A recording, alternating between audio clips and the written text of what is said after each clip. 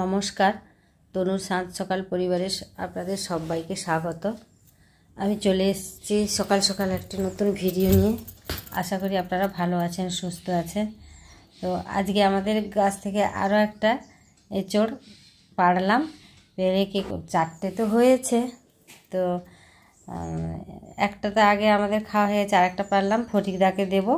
তো ও তো চলে গেছে বাজারে, যার জন্য ফটিকদাকে বললাম যে তুমি তুলে আনো গাছ থেকে। তো ফটিকদা তুলে আনতে আমি কেটে যে বড় ভাগটা ওদেরকে দিয়ে দিলাম। তো ফটিকদা প্রত্যেক দিন তো আসেই ফুল নিয়ে, তো ফটিকদাকে দিয়ে দিলাম। দেওয়ার পরে আমি আগে ঠাকুরের কাজ করছিলাম, আর ফটিকদা আসতে ফটিকদাকে এটা দিয়ে এঁচোড়টা কেটে দিয়ে দিলাম। তারপরে চা করে দিয়েছি। করতে করতে আবার মা উঠে পড়েছে। এই যে মায়ের জন্য উঠেই আগে আমি কি করি, অ্যাসিডের ঔষধটা খালি পেটে খাওয়ার আগে ওইটা ভিজিয়ে রেখে দিই। ওটা যেই উঠেছে আমি বলছি খাবে, বলছে হ্যাঁ খাবে দিতে। আগে কী করলাম, খাবারটা মানে খালি পেটের ওষুধটা খাইয়ে দিচ্ছে, আর তেতো মুখ বাঁকাচ্ছে, কিন্তু ওষুধটা গিলেও খাবে না ক্যাপসুলটা। তো তারপরে আমি বলছি তুমি মুড়ি খাবে কি, বলছে হ্যাঁ। আমি তাহলে তোমাকে একা খেতে হবে। তো না বললো, খাইয়ে দিচ্ছিলাম। তারপরে কী করলো, আমার হাত থেকে নিয়ে নিজেই একা খেতে লেগে যাবে। তো মাকে খাইয়ে টাইয়ে দিয়ে বাসন রাখতে এসেছি, দেখি না চা অনেকটা হয়ে গেছে। মানে ফটিকদাকে দিয়েছি, আমি জানি কি ও বাজার থেকে আসবে, দিলে খাবে।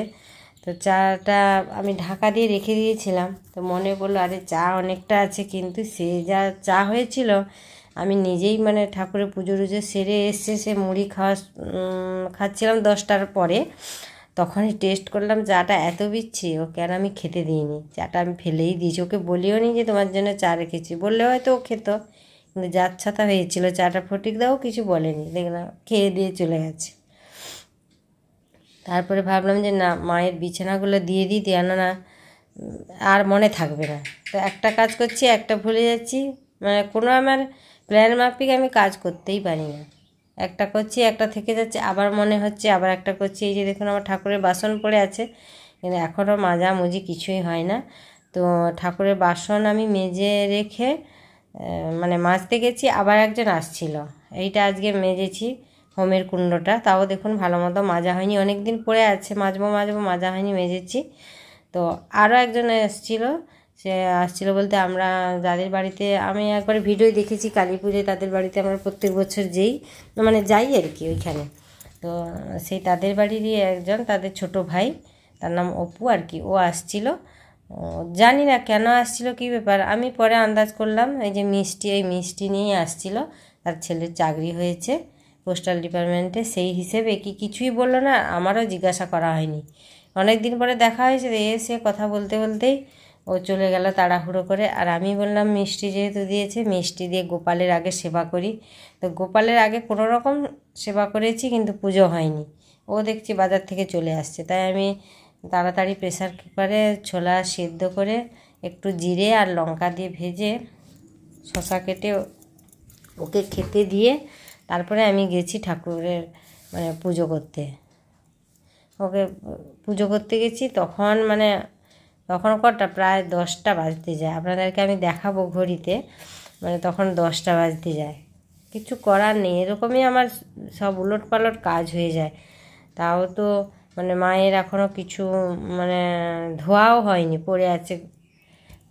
সে আসলেই না, কেউ বাড়িতে এলেই পরপর এইরকমই কাজের হয়ে যায়। আর কাকিমা, আমি মুড়ি বেড়ে দিয়েছি কাকিমাকে ছোলা দিয়ে, বলছে না আমি পান্তা আছে, পান্তা খেয়ে নেব। আর বৃহস্পতিবার আমি নিরামিষ খাই, তাই আমিও পান্তা খাবো না, তাই কাকিমাকে দিয়ে দিলাম পান্তা খেতে। তারপরে এই যে দেখুন চলে এসেছি সবজি কাটতে, পুজো টুজো করে সব করে চলে এসেছি সবজি কাটতে। কি করব কি না করব সেটাই ভাবছি। আর কুমড়োটা তো আমাদের প্রত্যেক দিনের রুটিন, বাবা খাবেই। আর কুমড়োটা মাকেও দিই প্রত্যেক দিন, কেন মাকে তো অন্যান্য কিছু সবজি দেই না, পেঁপে কুমড়ো এটার উপর দিয়েই মায়ের চলে।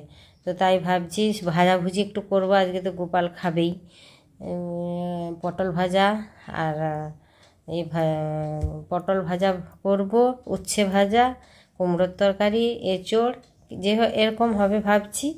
তো এইসব করতে করতে মানে দেখছি গোপালেরও গরম লেগে গেছে। ও ঘরের মধ্যে ঠাকুরের পুজো যেখানে করছিলাম ছিল, ওকে কী করছি, এই যে নিয়ে চলে এসেছি রান্নাঘরে। দেখুন রান্নাঘরে নিরামিষের আমার ছোট্ট একটা মিট শেলফ আছে, ওর উপরেই বসিয়ে দিচ্ছি। ফ্যানের বাতাসটা তো ভালোই লাগছে। তো আমি সবজি কিছু কেটে রান্না করছি, তারপরে যে এঁচোড়টা কেটে সেদ্ধ করতে বসিয়ে দেবো। তো এঁচোড়টা কাটা হয়ে গেছে। তারপরে দেখছি সুচিত্রা আর সৌমিত্র এলো। তো ওরা ওদের বাড়ির কাঁচকলা আর কৌটোই করে কি নিয়ে এসছে, ওইটা দেখাচ্ছি কৌটোই কিনে নিয়ে এসছে। তখন আমি ভাবলাম কাঁচকলা একটু ভেজে দিই গোপালকে। তো কাঁচকলা একটু ভেজে দিলাম, আর এই যে ওরা বসছে ওদেরকে একটু মিষ্টি দিলাম।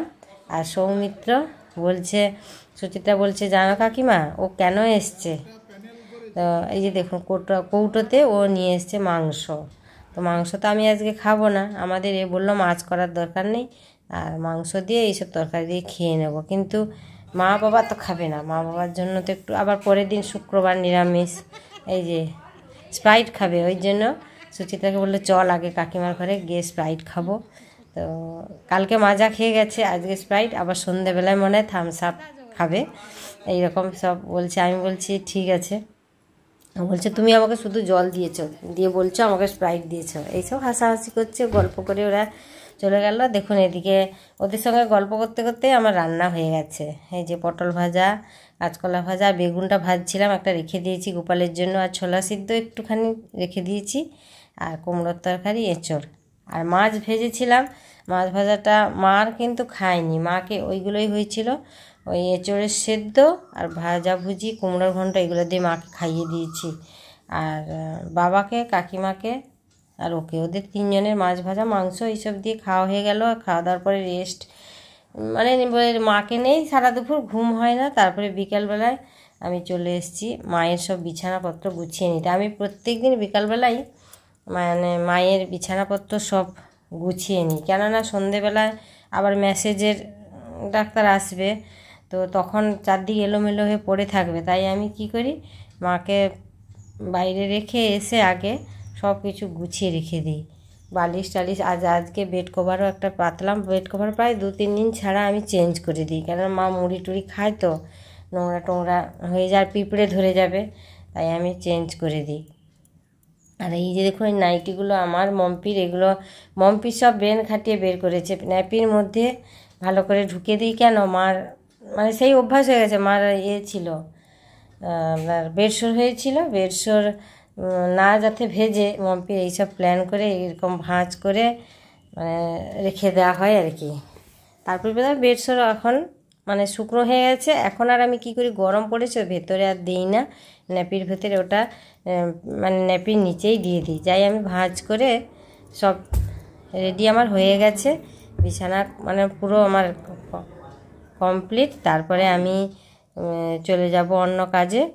তো এই যে অন্য কাজে চলে যাবো। আর দেখুন আমি সব গুছাচ্ছি, আর ও ঘর থেকে বলছে প্রচুর গ্যাস করছে, কি গ্যাস করছে। তো দেখি আমাদের বাড়ির পেছনটাতে গিয়ে দেখলাম একটা এই যে কী ফুল, ওতে প্রচুর মাছি বসছে, সে বলার নয়, সে মাছি বসছে। কী ফুল আমরা বুঝতেই পারলাম, ওতে কাছে একটা ওল গাছ হয়ে আছে। তো কী ব্যাপার কি সেটাই ভাবছি। তারপরে ওকে ডেকে নিয়ে গিয়ে আমি দেখালাম, তারপরে ও বলতে পারলো না, ও একটা কি অন্য কি ঘটপত্র না কি বললো। তারপরে এই যে ঝুমা এসছে আর ওর ওরা এসছে, ওদেরকে একটু স্প্রাইট দিলাম, ওরা খাচ্ছে, মার সঙ্গে কথা বলছে।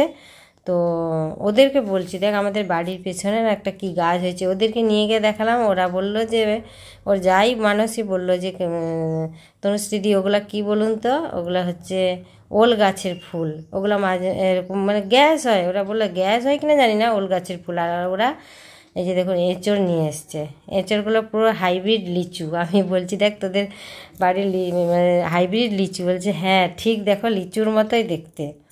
তো ও গত বছর এরকম যেদিন এঁচোড় দিয়ে গেছিলো সেদিন মা আছাড় খেয়ে পড়ে গেছিলো, সেইটাই গল্প করছি বলছি। আর দেখো ও খেতে চাইছে, ওরা এই যে মাকে বলছে, মা ওকে বলছে খাবে কিছু, বলছে তনুশ্রীদি খেতে দাও, মনে হয় মাসিমার খিদা পেয়ে গেছে। তো মাকে খেতে দিতে চলে যাব। ভিডিওটা আর আমি বেশি বড় করব না। ভিডিওটা ভালো লাগলে আপনারা লাইক, কমেন্ট, শেয়ার ও সাবস্ক্রাইব করে আমার সঙ্গে থাকবেন। নমস্কার।